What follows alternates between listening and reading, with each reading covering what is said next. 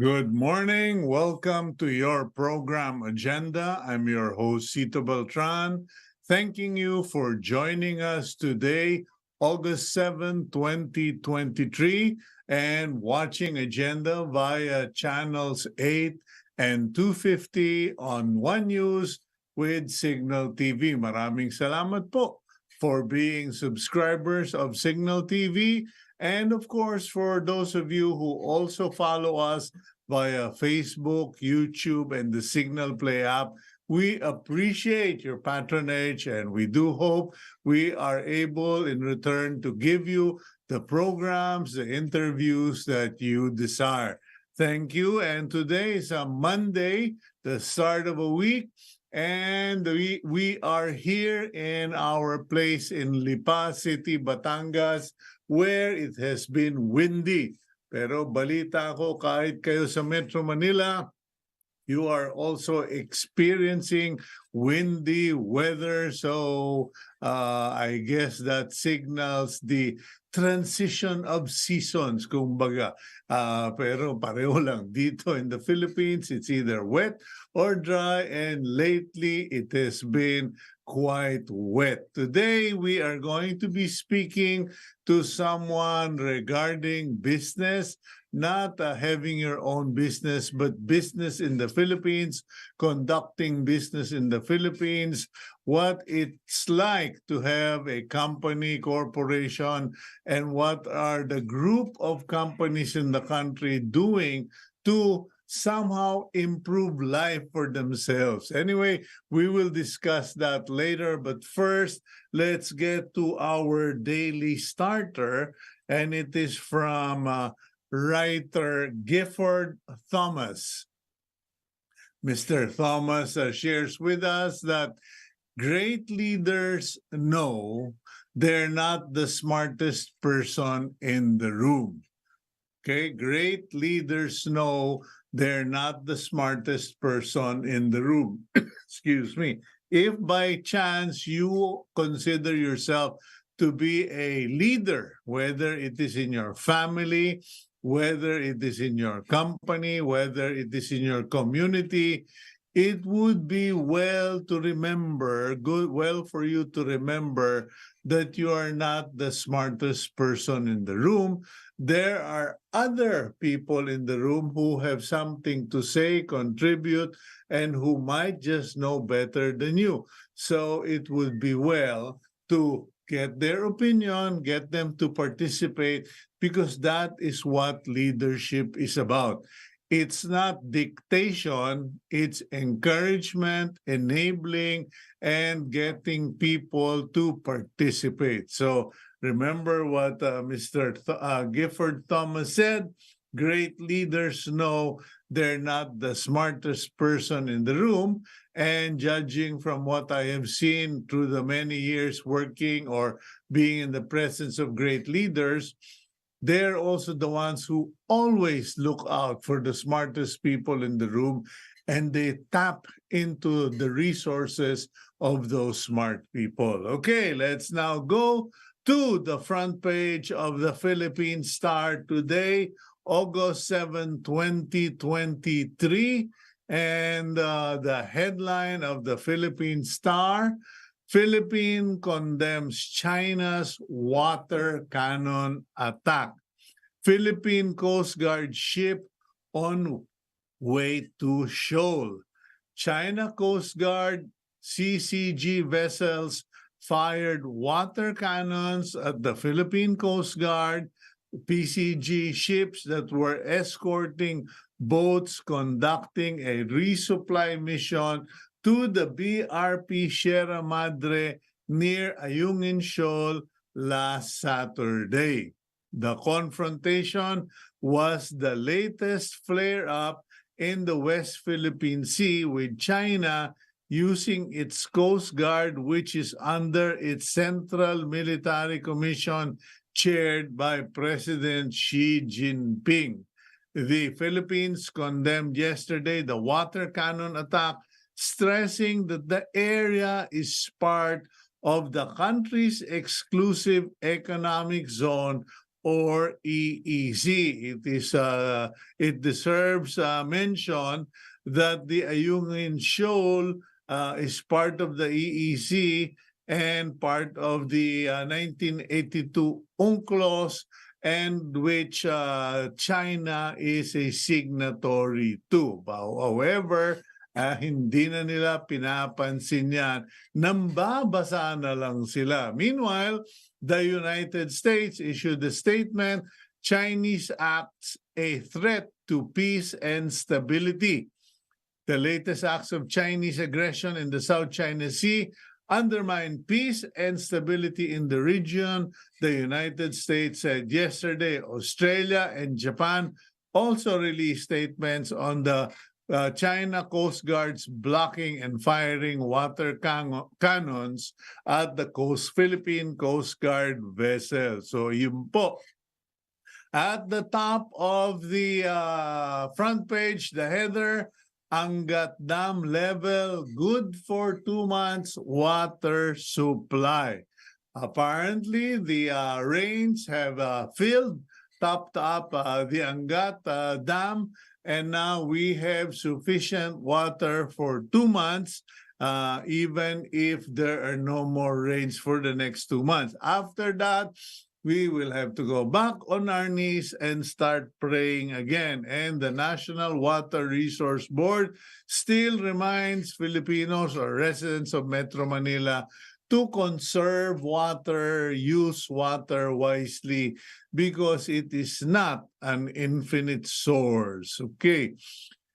Meanwhile, the center photo on the front page of today's Philippine Star is a photo, an image from videos on social media showing artists performing during a concert attended by President Marcos along with First Lady Liza Araneta Marcos, their son, Ilocos Norte Representative Sandro Marcos, former senator and boxing icon Manny Pacquiao, as well as members of the Philippine women's football team at Malacanang last night, where Marcos hosted a concert honoring Filipino athletes. Yan po, it is the second installment of the Concierto sa Palacio, showcasing talents of emerging performing artists while recognizing contributions of different sectors. So yun. Now, jeepney group to seek fare increases if, okay, the jeepney group, a temporary fare hike should be allowed if the price of diesel continues to go up, according to Transport Group Alliance of Transport Operators and Drivers Association, or ALTODAP. Okay, beside that, chasing glory in Huntington Beach, San Juan La Union Pride, Rogelio J.R. Esquivel, the first Filipino to qualify in the World Surf League Tour, makes waves in Huntington Beach Longboard Classics of the Walex US Open, with a series of superb rides on the way to a semi-final entry in the major event in Southern California yesterday. And last but probably the worst news for the day, rice prices seem to go up by 4 pesos per kilo. The retail price of rice will have a 4 peso per kilo increase until the mid-September palay harvest, as the price of palay continues to rise, according to Farmers Group, Philippine Chamber of Agriculture and Food, Inc. Okay, it was also mentioned in the news that the price of rice will continue to go up given the fact that Vietnam is no longer honoring its earlier price commitments, but has decided to increase their sale price of rice after India announced that they will ban the export of rice or the sale of rice abroad. So there you go. That just about covers our coverage of the news. And let us now go to our interview, our first interview for the week. And Gab, if you would, roll out the Betamax. In an effort to attract foreign direct investments, the government and the private sector are taking steps to improve the ease of doing business in the country. Back in February, President Bongbong Marcos signed Executive Order Number 18, which led to the launching of Green Lanes for strategic investments last month. The Green Lanes aim to expedite securing licenses and permits for critical investment projects. Meanwhile, Business Group Management Association of the Philippines, or MAP, is drafting a Memorandum of Understanding with the Anti-Red Tape Authority and the Interior Department to improve the ease of doing business at the local government level. What else can the government do to address the issues concerning ease of doing business? Let's discuss this on today's agenda. Atty. Benedicta Du-Baladad is the president of the Management Association of the Philippines.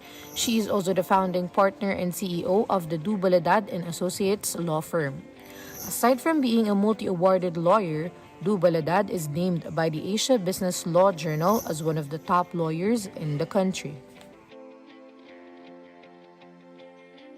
Good morning, ma'am. Welcome back to the program. Good morning, Cito. It's nice to be back here. You look nice and fresh, and looks like you're going to have a very interesting week. But first, thank you for joining us today, and thank you for making time for the program. And I'd like to start off with a catch-up. What has the Management Association of the Philippines been up to? Because personally, I know that representatives of the MAP had taken a field trip to somewhere in Rizal regarding a food, food-related project where it's a community farming and community farming. Yeah.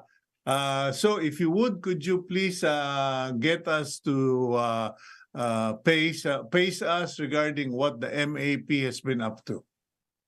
Well, we have taken flagship projects, and this activity that you're talking or referring to is actually in relation to our number one flagship project, which is about malnutrition and child stunting. And based on our research and our readings, we've known that in the Philippines, 1 out of 3 children ages 5 and below is stunted. And they're saying that when you're stunted, it's not about the weight or the height, or it's not about the height, which is below the standard, but it's about actually your brain, which doesn't develop. So the cognitive development of children is not full, all right? And that is why their performance when they grow up is suboptimal, meaning they do not reach their full potential.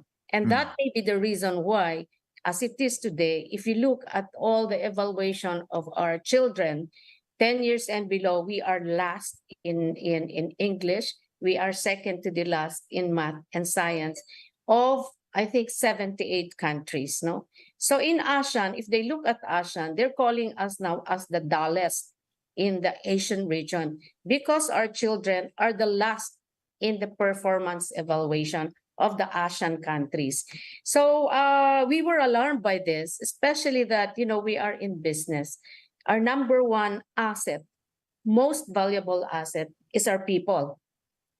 And if this is the kind of people that we will have, if this is the kind of workforce that we will have, there is no growth in business. The future is dim. And so we said we should do something about this. So we took this as our major project, which is to improve on malnutrition and prevent stunting. which happens, the stunting actually happens in the first 1,000 days of a child, which means from the time that you are conceived up to 2 years old. So many are asking me about, when you talk about malnutrition and child stunting, the first thing that comes to mind or they ask me is, oh, nagfi-feeding kami sa school, etc. Well, there is already a program now of feeding in schools, but that is already late, no? As I said, this child stunting, the development of the brain of a child, and they're saying that once you are stunted and your brain doesn't develop, it's irreversible, meaning you'll grow up with that because your brain has not been developed. So that we're saying the feeding in school is already late. We have to start from the mother because the mother has to be nourished when she is pregnant so that the child would be nourished. So we start with the mothers up to 2 years old of the children. So that's what we are doing now. Okay, attorney, I just have to reflect or mention what other people or viewers might be saying. Why is the Management Association of the Philippines getting involved in that? That should be Yes. the responsibility of the national government, the Nutrition Council. It should be the responsibility of parents, etc. Why does Yeah. MAP have to be involved? I mean, you've got enough problems trying to run business. Okay, why are we involved? Because it involves management skills. There are many efforts of the private sectors, there are many efforts of the government sector, but if you look at the latest data, it's still it's stagnating, meaning it's not improving. So we said something must be wrong. Maybe we have to wear our management hat and go into this and put, them together because they're working in silos. They don't communicate with each other. So what we're doing now is first we have to manage how it will work efficiently, because I think that is what is lacking, how to manage it. That is why Management Association of the Philippines is here. So what we did, if I may say, is that we have formed 3 groups. The one group, we call it education team, which is about increasing awareness. So if you know, we have in fact released on newspapers, the Philippine Inquirer and Philippine Star, full page call for the government to take this as a top priority agenda.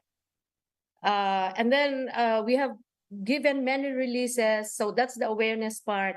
And then now we are doing a pulse, they call it pulse survey, so that we would know when we do the communications and the education part, we would know to which sector exactly it will be addressed to. No, that's what our communication experts are doing.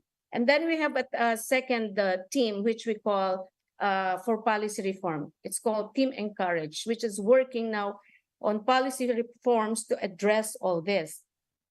Policy reform in government, policy reform in private sector, because I think this requires a society, all of society approach. And the third one, where now we said, is the partnerships.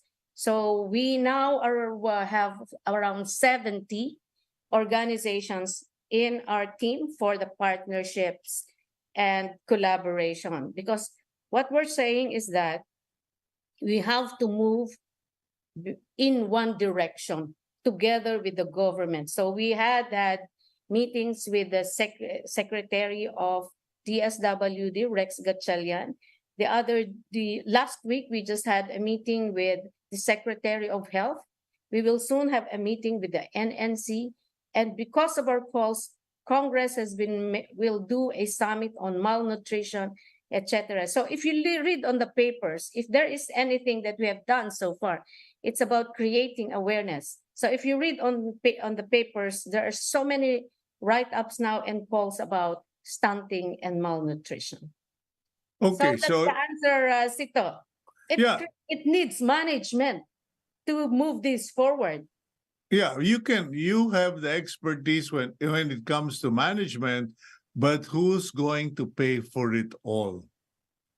Well, it will be, the government has a 10 billion loan that came from the World Bank. All right. So from what we hear, 70% of this will go to DOH to improve on the health and nutrition, and 30% of this will go to DSWD. In fact, you may have read about the food stamps, no? Which is an immediate work of the DSWD to address this stunting and malnutrition.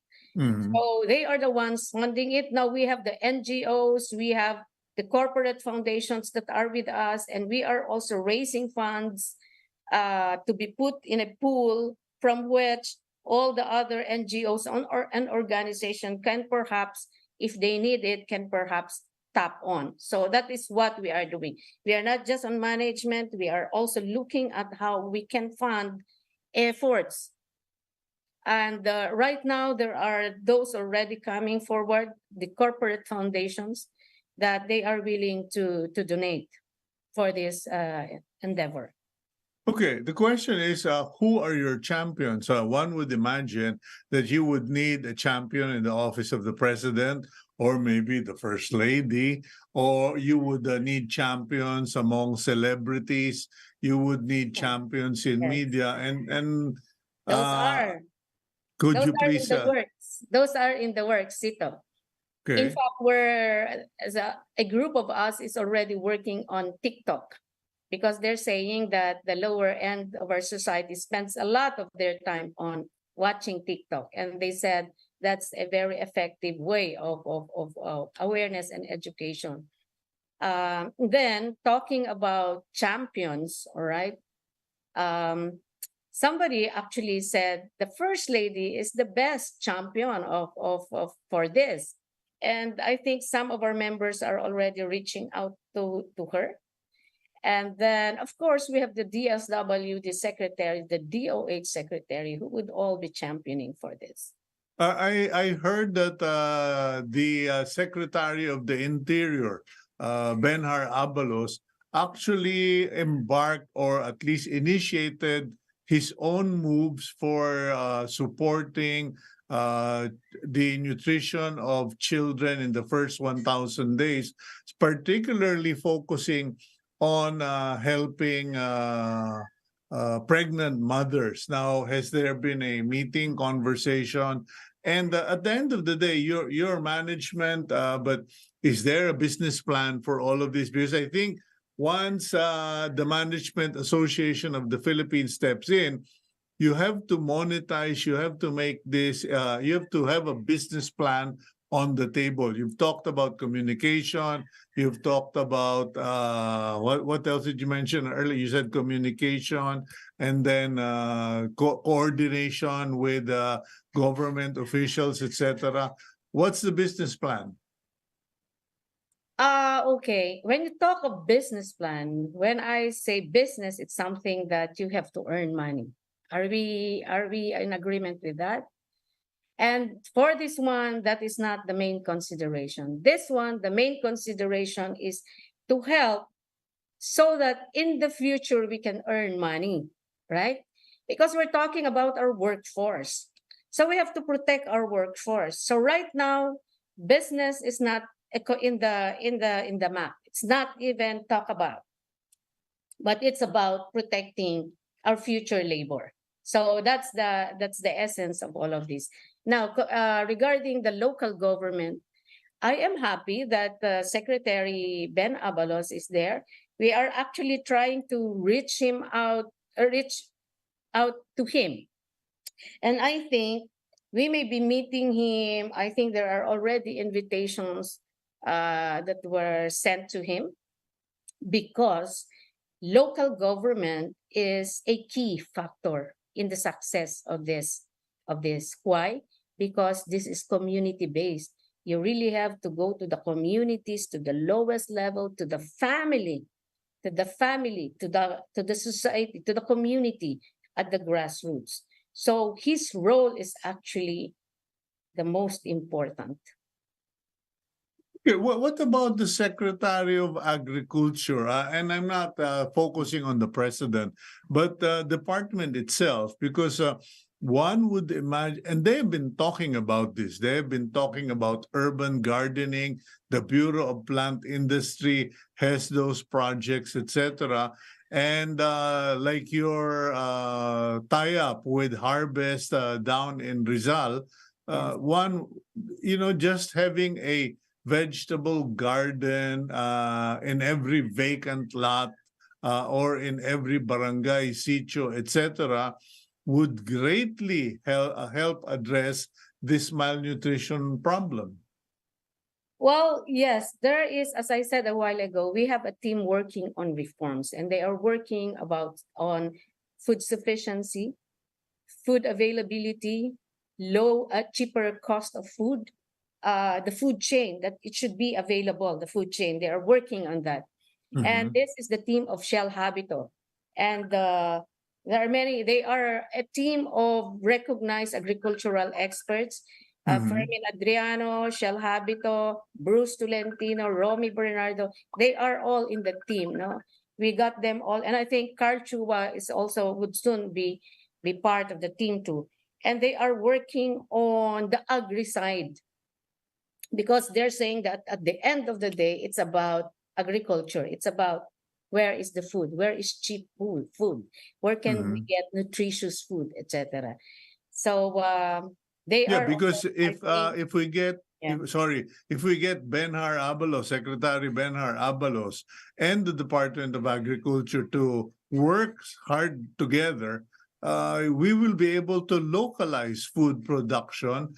You don't have to transport. There are no middlemen, and everything is sustainable at the barangay level. Yes, in fact, it's not just harvest that we have. We have kabisig. If Mm-hmm. you have read about kabisig, we have ARC, which is also on community farming, and then we also have this NVC, Negrense something, which is now producing the Mingo Mills. No, so they Mm-hmm. are now working with us. I hope we can move the needle. Our objective is to move the needle faster. Okay, what's the resistance, or where is the resistance? Fortunately, we don't feel any resistance. We feel that Okay. everybody is working, and everybody acknowledges.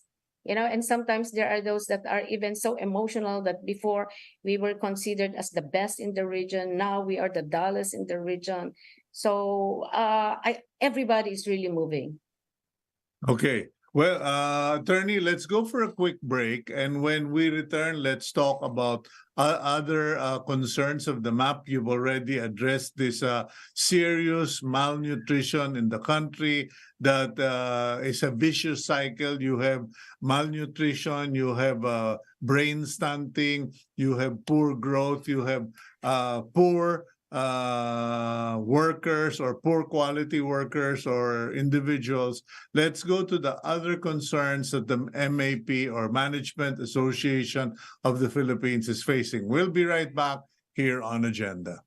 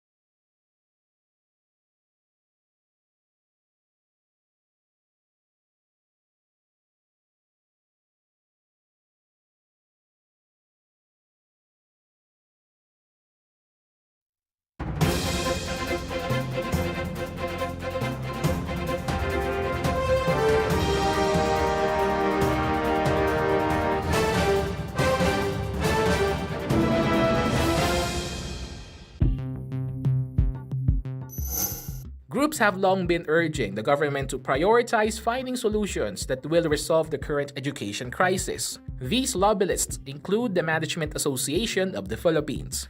MAP emphasized the need to transform the country's education system to allow it to better adapt to a changed workplace in a technology-driven world. The group also called for a public-private partnership in education to ease the crisis that has affected many Filipino youth. Even Davao City Representative Paulo Duterte has backed the group's calls for education reform. The younger Duterte stressed the need for Congress to swiftly act on the job skills mismatch among K-12 graduates, as well as supporting enterprise-based education to ensure that Filipino graduates are indeed ready to join the labor force. Let's discuss the matter on today's agenda. Welcome back to the program, and we welcome back Attorney Benedicta Du-Baladad of the Management Association of the Philippines. Attorney, next topic is the quality of education and the resulting graduates. Are they good enough, etc.? I just noticed, we always hear people talk about digital economy, about internet, about the need for people to be good when it comes to technology. But where are we really? Okay. Let me first, because you may ask, why are we again in education, Cito? Yeah. So let me just explain that because of this malnutrition, we stumbled into going into education, because I think these are related. So we always say, why is it that we have a very poor education system? Of course, that's one thing. But if you look at it, it's because our children are stunted already. And therefore, no matter how good the education system is, if there is a problem on absorption, on capability to learn, then that's something else. So because of that, we went into this education system, and it's not just the basic education system, but we're looking into our graduates going into the workplace. No, you remember about, I'm not sure, but I think it's about 10 years ago, we went into this K-12 with the objective that a graduate of K-12 should already be employable ready. Now, looking at the figures, when we met with Senator Win Gatchalian, who is a chair of EDCOM 2, we found out that of these graduates and also the technical vocational, only 4% are picked up at the enterprise level, and the rest are still with the community pickup, which means ito yung mga nagpupulot, ito yung mga nagmamasahe, manicurista, but that's the low end. No, that is not what we want. What we want is after K-12, then you'll be picked up by the business and be employed already. So we said, so what do we do with this? There must be something wrong with this. That's why we're trying to look at there may be a disconnect again between business and the education sector. Maybe the education sector is not producing the needs of business, or maybe the business, on the other hand, is not communicating to the education sector their needs. So for example, what do they need in 5 years' time? Because it needs 4 to 5 years to have somebody graduate from that course. And do we need them to really complete the 4-year course or 5-year course? Or can we just make it 2 years and already employable already at the enterprise level? So for example, they graduate up to 10 high school, and then the 2-year period mandatory would already be in technical vocational if they don't want, or if they're not capable or they are not financially able to go to college, can they already take a 2-year course on TVET, technical vocational education training, with, for example, they can immerse themselves in certain industries, or they can have certification, micro-credentialing, and all those, so that after that, then they can already pick up by the enterprises. Because you don't need, for example, to go to a 4-year degree, become an accountant for you to become a bookkeeper, right? You Mhm. don't need to become a 4-year graduate to become a paralegal. You don't need, for example, to become an engineer to be a draftsman, etc., etc. So maybe there are courses that you, from graduation, you can now go to a technical vocational, but with full skills, so that when you graduate, the enterprises are ready to pick you up. So we were thinking that maybe this is something that the education sector should do, no? Yeah, but it's just really the education sector. What about the private sector? Because lately I have been comparing the difference between the Philippines and the Netherlands, where my daughter is studying. And for instance, like internship.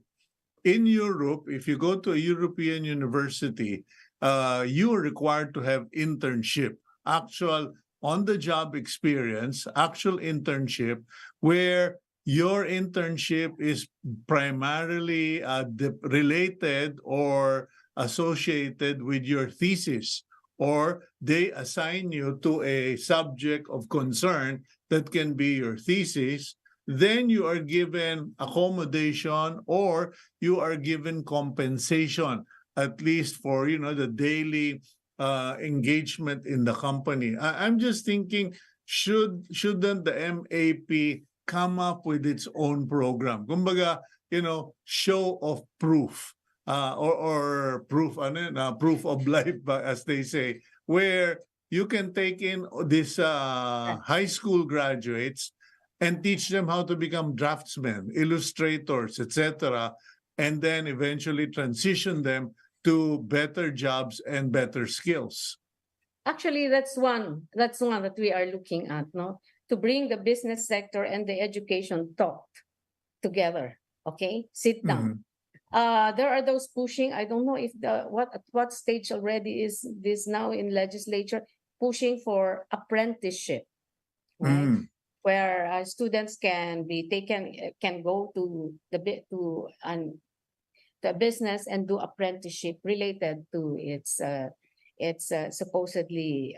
But attorney, if I may, sorry to interrupt, is there enough business in the Philippines to absorb the annual production of graduates? Because we could have the best education, or we can do all of these groundbreaking strategies, but at the end, kung nakatanga lang sila because there are really not enough jobs out there, what is the situation? Are there enough jobs? Okay, if there is a proper skills matching. No, the problem is sometimes we produce graduates that are not needed, where there are no available job opportunities. But if there is a proper skills matching, then I think we have. Because remember, sorry, what na-curious ako bigla, attorney. What areas or what subjects should we just simply tell the government or the education? Can you just please slow down on those courses, or just cut it off because wala namang trabaho yan eh. What are there courses that just are dead ends for students? Why do you think lawyers? Do we need that many lawyers? I'm a lawyer, but that's an example, So things like that, but I can't. It really has to have a study, as I said. But that's a very glaring example of there is no proper matching, which is like broadcasting and journalism. People give me the evil eye when I tell young people, please don't go into journalism. Please don't go into broadcasting. That industry is dead. It has been killed by social media.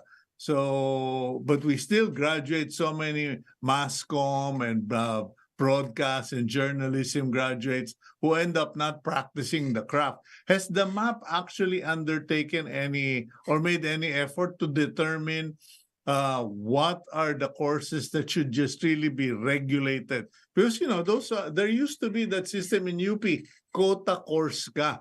Meaning there is a quota for these courses and not everybody can just enroll in it. No, we haven't. We haven't yet. But as I said, we just have taken this advocacies during the year.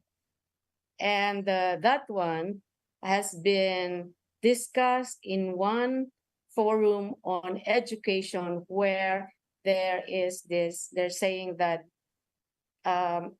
on the other hand, they're saying we don't produce enough workforce for the industry to pick up, but there is an excess somewhere else.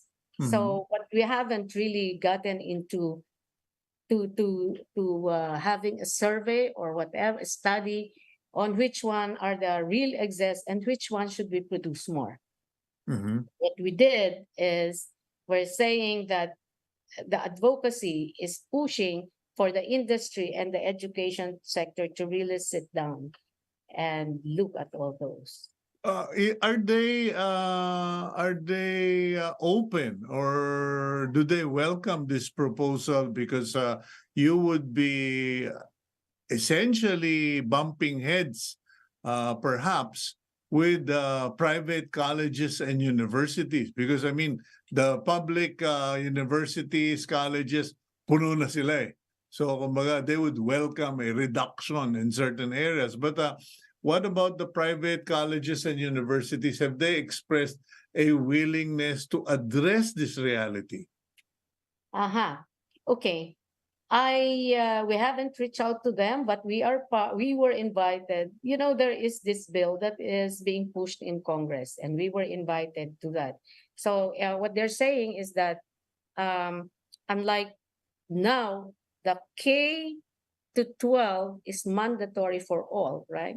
Now, in that bill, what they are saying is that the K to 12 is mandatory, the 6 elementary, 4 in high school, and 2 which is pre-tertiary, meaning you have to take this before you go to your diploma or professional course, which means that the 2-year additional is mandatory only for those who will go to okay. Because they have that system in Europe also that you don't just go to university. Like, let's say for architects, I may be wrong, but for architects, you need to undertake certain tech voc courses regarding plumbing, electrical, carpentry, etc.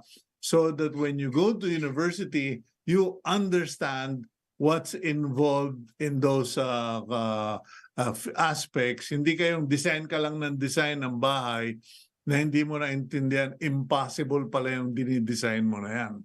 Alam mo, actually, that's not the idea there. But now that you tell me, parang it makes sense, no, maganda. Because what they're saying is that if you don't go to a 4-year course, you don't need to get the additional 2 in a senior high school.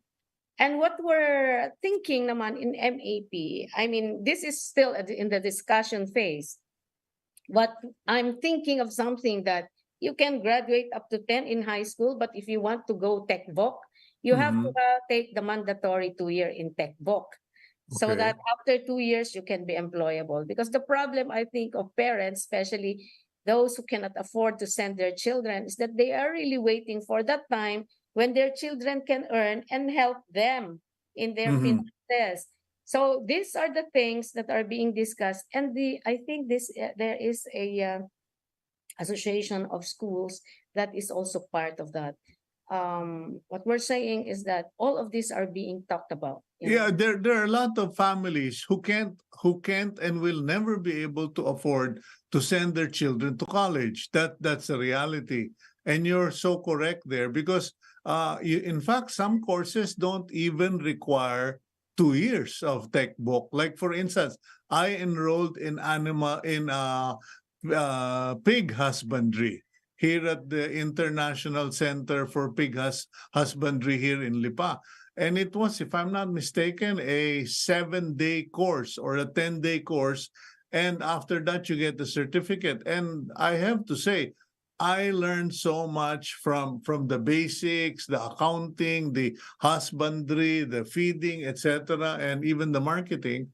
And so what you're suggesting makes perfect sense. Kung hindi ka makakapunta sa college, at least dapat marunong kang mag-alaga, magparami ng baboy, or to do vegetable farming, etc. I mean, I know Harvest, the people you've been working with, Toto Barcelona, they conduct trainings every Saturday regarding vegetable propagation and tissue culture. Yes. I think we just have to be practical. That not all our students can go to college 4 years and graduate. You know. Okay, what about other concerns of MAP? Because we've been talking about students, education, and one would say, hindi naman concern na dapat siya ng MAP and the business people. Yeah. In terms of business, I was listening to Elon Musk the other week, and he said economies are defined by products and services. If you do not have products and services, you don't have an economy. You just have numbers and dreams. So as far as the MAP is concerned, where are we in terms of actual products and services? Well, okay. So it's not direct, okay? We're not talking about producing direct products, producing direct services, but we're saying that we have now entered the and that's what Elon Musk is saying, fourth industrial revolution, okay? We now have the chat GPT, AI, robotics, etc. And if we cannot keep up with this kind of environment, what do? We have this population that keeps on increasing or ballooning, and everybody say that's our demographic sweet spot. But some others, because of all these problems of stunting, low level of education, etc., it will be a demographic time bomb, because then our children will not be able to be employed if their capability is not beyond what an AI can do. Okay, so it's all about preparation. We have now the existing force, but we're thinking about on a longer term, what should be done. Yeah, medyo I got shocked by what you said, a demographic time bomb. For those who are not very informed, what is that scenario going to look like? Ano yung demographic It's time like bomb? this, okay? If you look at our other neighboring countries, okay, their population is really like tapering. It's kumokonti ng kumokonti. Yeah, reducing. If you look at the Filipinos, it's a very young population and it's ballooning. The graph, if you look at this, is like that. If the others are like this, population in the Philippines is like this. And everybody's saying, oh, that's our sweet spot. Lahat ng laborers na sa atin, we can supply, etc. So now, if it's a demographic time bomb, we have this young population, but unemployable. So what happens when you are unemployable? Then the government will just you're a burden to the society. And the government will have to take care of you and spend its resources on you instead of this young population producing income, and helping in the development of the country. But if we have that, then it's really like, instead of a positive development, it would be negative, because the government will have to spend on people that cannot keep up, that cannot earn. They are not earning generation anymore. Okay, I'm just curious, Attorney, what is the attitude or the view of the MAP membership regarding exporting labor? Because they can crucify me if they want to, the critics, but I've always said, look, let's just send our nurses abroad because they get better training, they get better pay, and we have enough schools to produce more nurses. But I'm just saying, if we have no resources to export, let's export Filipinos. What do you think? We haven't actually had made any official on that, but what I think is that in relation to that, we are pushing for industries that would, for example, earn dollars but will stay or work here. You may not know, but because we are known for our good accountants, for example, good labor, Mhm. there are many companies that now hire them, but they work here. And it's direct. We are losing, for example, our lawyers. We are losing our accountants. It's so difficult now to get lawyers and accountants and engineers and secretaries and all that because they are hired directly by companies. Like, for example, the most that I hear is Australian companies hiring them directly, and they stay here. Maybe you've heard of that already. That they stay here, they work for a Yes, company, they are I, paid I've well. yeah, I've heard of one guy in particular, some in Nueva Vizcaya. He just paid a telecoms company a ton of money to make sure that he has a high volume or powerful internet all the time, Yes. and he services the needs of two Australian companies 24/7. And his brother told me, Kuya, hindi na umaalis si Manong. Doon na lang siya sa bahay niya. Doon yung mga tao niya doon sa area na yon. And then binayaran niya ng dami-dami yung ng telco, and that's it. Yeah. Free. They have allowance for internet and they just stay in the provinces. So you may know, where are our graduates? So we've been asking, where are the laborers? They are now in their provinces. And as long as they have good connection, they earn. And mind you, the Well, old I am in the province, attorney. I am in Batangas right now with good PLDT home fiber optic internet. and mind you, the entry level pay or salary is like 3 times what we offer here. The domestic companies pay here. Mm-hmm. Yeah. Mm-hmm. So I Okay. think, if we promote and produce good labor, they don't need to go there with the shrinking world and with the internet, etc. They can be employed here. Okay, before you go, what about our state of internet, the DICT, etc.? What's the sentiment of the MAP? Are you guys, is the association pressuring all the telcos to really open up? Because for a while, there was this threat from the company of Elon Musk, pero mukhang it was too expensive and it just basically flew by the Philippines. No, or not on that aspect, but we are working with the ICT if to fast track internet, especially first on the ease of doing business. Mm-hmm. Okay, well, unfortunately, we didn't get to cover that, but I'll give you a minute to make your closing statement if you have any, attorney. Well, still, I would like to, my last statement would be, let's all help about address this problem of malnutrition and child stunting. We have to save the next generation. Thank you. Okay, thank you very much. And I pray, we in Agenda pray that the Lord continue to bless your vision and the vision of your associates, that you will stay the course, that you will just be firm in your commitments, and that He would bless the work of your hands. Thank you very much, attorney. Thank you. Okay, that, ladies and gentlemen, is Attorney Benedicta Du-Baladad of the Management Association of the Philippines. And if you could, I would ask all of you to please do your share.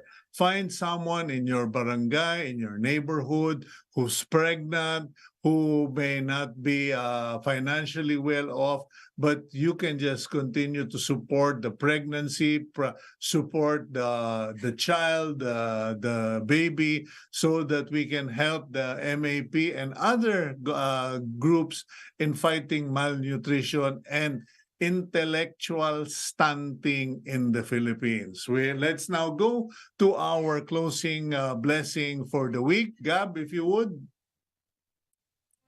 It is from the third book of John, chapter 1, verse 2.